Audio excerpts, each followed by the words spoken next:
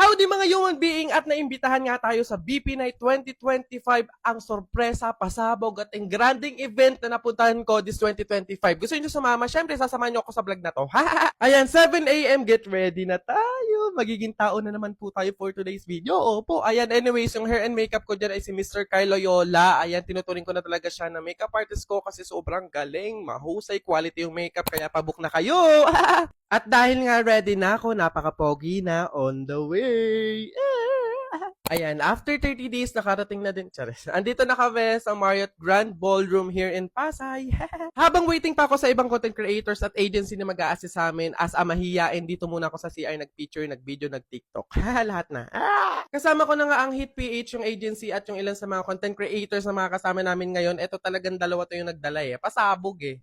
Nice to see you guys!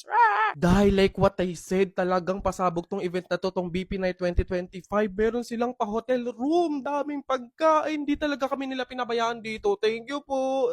Bugs, ready na nga kaming umaura. Ito talaga yung isa sa mga pinaka-exciting parts sa BP Night 2025 kasi dito nag-red carpet kami, nag-interviews, pumunta sa iba't ibang booth, nakipag-chismisa, nakipag-kwentuhan, nag-picture, nag-videos. Umaura lang talaga kami dito and ang dami ko nakitang content creators, artists, kaya super saya talaga ng BP Night 2025. Alam, may pamerienda, may pa Starbucks. Palaging thank you Hit PH and Bingo Plus. So ayun, mamaya pa yung show, kaya tumaas muna kami dito sa hotel room para mag-rest, kumain, makipag-collab sa mga content creators na kasama ko dito. And ayan, before 8 PM bumaba na kami kasi magi-start na yung event, yung show. Dito nagkaroon uli kami ng exposure. Tinanggal ko na yung makeup ko pero okay lang. Ayun, lumakad uli kami dito sa purple carpet. Kanina pa pala ako red carpet, ng red carpet purple to. So, purple carpet. Ayan, nandito na kami sa loob kasi dito yung area or yung place kung saan magaganap yung show, yung performances, yung paraffol ng sasakyan at ng milyong-milyong pera. Sana mabunot.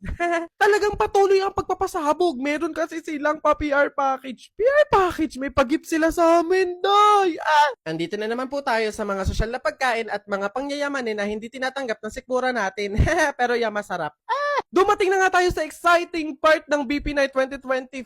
Countdown na, kaya mag-uumpisa na ang show. Dito excited ako sa mga entertainment, surprises, at mga performances. Ayan na nga, nag-start na nga ang show at ang host nila for tonight ay si Mr. Samuel G at si Miss Nicole Cordobes. Grabe, nagbibigatan yung performances ngayon dahil ayan na nga, inumpisahan na ni Miss Yen Constantino.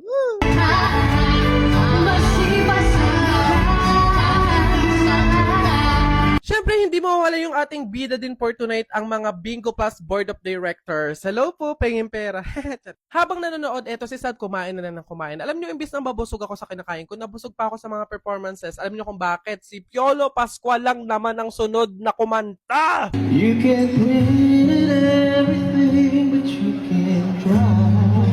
Kasama din dito nag-perform sina Miss Angeline Quinto, Miss Jackie Gonzaga, Vice Ganda, and more. Sa huli ng event, nag-start na din ang Lucky Spin. Sino kaya mananalo ng more than 500 million pesos at ng sasakyan? Sana all. Parang kailangan ko na umuwi. Ako na lang natira sa table namin eh.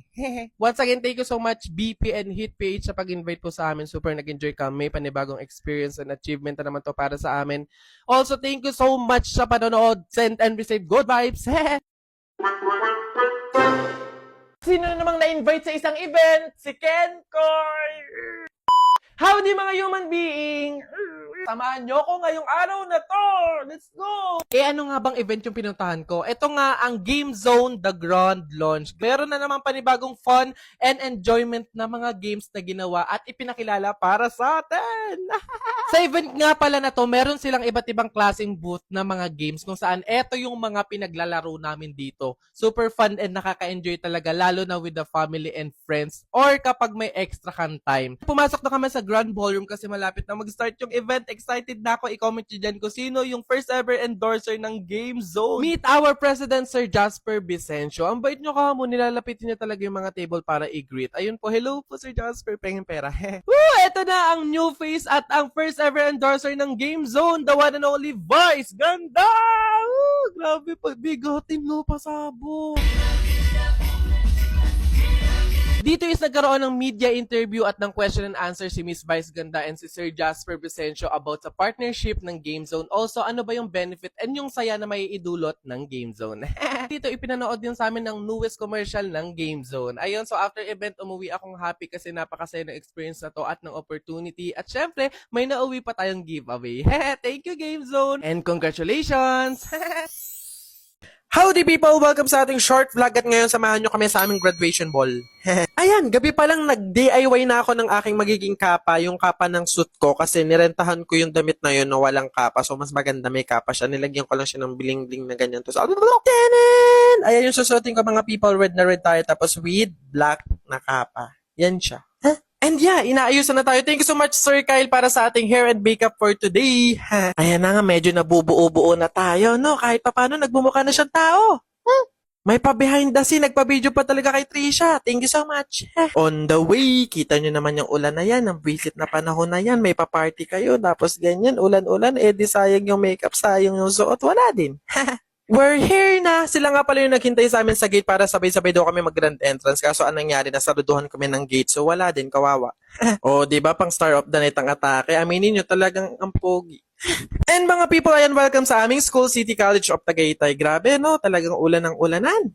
And pumasok na kami, kailangan mo lang iscan yung QR code para malaman nila na imbitado ka talaga. At bumungad sa amin ang pa-dance number. Hindi ko po alam kung org po ba sila or mga teachers. Pero yeah, correct me if I'm corrector. Siyempre tuloy ang pagpapapogi. Sayang yung makeup, sayang yung damit. Kaya i-aura mo na. I-flex ko lang yung mga gagraduate na this Saturday, July 20, 2024. Sana ganyan na lang yung weather, no? Hanggang matapos yung event, hindi na umulan. Diyos ko naman, para saya-saya lang. Ayan, tuloy-tuloy ang party-party. Nabigyan kami ng pagkakataon na mag-party-party, magsaya, magliwaliw, mag kung ano man before umulan. Siguro mga 30 minutes lang kami nagsaya. Tapos ayun na, umulan na, wala na, bitin na. Goods din kasi pag napagod kayo sa party, pwede kayong kumain dito at bumili ng iba't ibang street foods. At isa ako sa nagutom sa kaka-party, kakatalon, kaya kumain muna ako dito sa gilid ng siomay. Gutom na siya, B. POV, sila yung mahilig pumarty pero wala pang 5 minutes hinahanap na ng magulang. Ayan, tuloy pa rin ang pagpapapogi. Siyempre, meron naman talagang itsura at ipagmamalaki.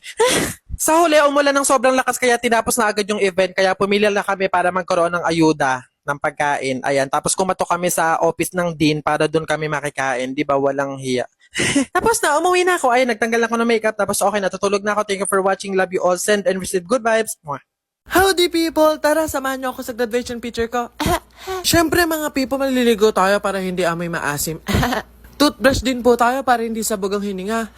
Siyempre ahit para hindi mukhang kapre. Konting ayos din para hindi mukhang mabaho. Nag-lip balm lang ako, tapos naligo ako ng hairspray, tapos nag-ayos ng kilay, then okay na. At ayan mga people, dahil buo na ako, maglalaro na ako ng pugi-pugian. Aminin nyo, may pagkaitsura talaga. Outfit check! Ayan yung inspirasyon natin sa outfit na yan mga people is taga-benta ng lupa. On the way, lagi ako mga people napapadaan dito sa airport at ang naabutan kong aircraft is from Emirates. Pangarap ng mga FA. Nakalimutan ko sabihin mga people sa Tagaytay nga pala yung grad peak. Imagine Manila to Tagaytay. Sorry na hindi pa ako tapos mag-OJT dito eh. Ayan, so dito ako sasakay sa PTEX Pabas, Patagaytay. Super gutom na, kaya bumili muna ng food. Oh, eto mga people, sure na talagang on my way kasi nasa bus na ako Patagaytay. After 2 hours mga people, nakarating na din tayo dito sa Olivares, Tagaytay. Tapos visit, wala pala ako dalang white t-shirt eh, kailangan namin magdala nun for barong. Kaya bumili muna ako sa isa sa mga market dito. Then nag-jeep na ako papunta mismo sa school. Finally here, meet my barkada. Ayan mga people, dito nga pala ako nag-aaral simula first year college hanggang makatapos ako ngayon. Hulaan nyo na lang kung ano. Siyempre, start na agad. Ayan yung mga sample nila. Ayan, nag-start na din yung pila for payment and ano yung package. Tapos nakalimutan ko magputo lang kuko. Ang haba niya, ang baho tignan. Dito nagaganap ang fitting, picture at makeup. At ako eto, matyaga naghihintay, mapicturean lang kahit hindi naman sure kung gagraduate. Oh, ayan, sure na. Ako na yung mini-make-upan. Pogi mo talaga. Ayan na nga mga people at sinusuotan na po tayo ng toga. Opo, fit na fit siya. Opo. Mga people, ayan na nga. Opo, ako na nga po ang sumasalang dyan. Opo, smile ka lang dyan, ngiti ka lang dyan. Rar, rar. After toga, malamang barong naman. Kahit mukha kong pat... Ay, aman na. Ayan na mga people, meron na talaga. Sinad na sa amin yung soft copy at namimili na lang kami kung ano talaga dyan ang i-frame. After ng barkada magpa-grad pick, ayan, on the way na kami sa iba pang studio kung saan magkakaroon kami ng creative shot or barkada shot. Yung team namin is kunwari daw anak ng mafia. After din, ayun, nag-uwi na kanya-kanya. Ayun lang mga people, thank you for watching and see you sa graduation.